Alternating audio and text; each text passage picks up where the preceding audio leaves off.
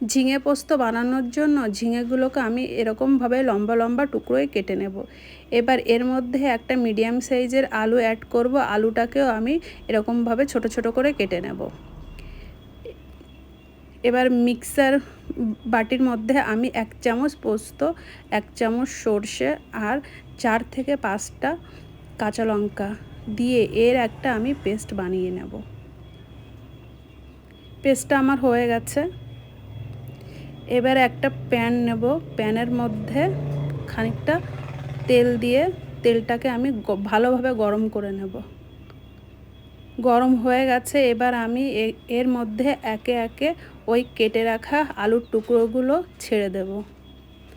এবার এটাকে আমি হালকা আঁচে এপিট ওপিট করে ভেজে নেব। ভাজা আমার হয়ে গেছে। এর মধ্যে একটু লবণ, একটু হলুদ অ্যাড করব। এবার ভালো করে আবার নাড়াচাড়া দিয়ে আমি ভেজে নেব। ভাজা আমার হয়ে গেছে। এবার আমি একে একে এই আলুর টুকরোগুলোকে একটা পাত্রে তুলে নেব।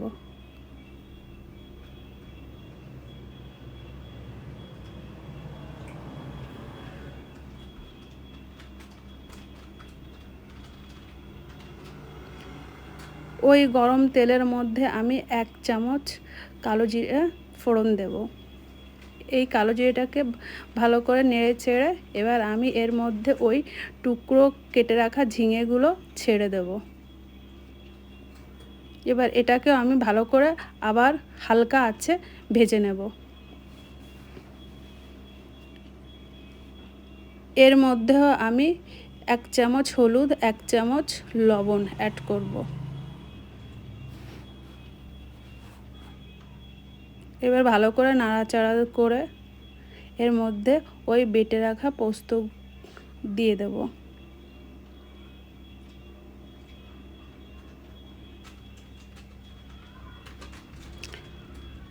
হালকা আঁচে আমি এটাকে ভালো করে ভেজে নেব।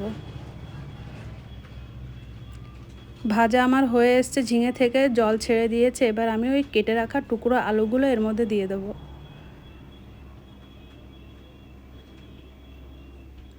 এর মধ্যে একটু জল অ্যাড করে আমি এটাকে 10 মিনিটের জন্য ঢেকে রাখব।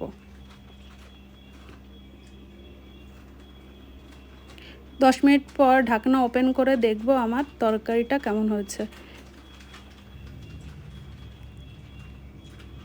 আলুগুলো গলে এসছে। তরকারি প্রায় হওয়ার মতো হয়ে গেছে।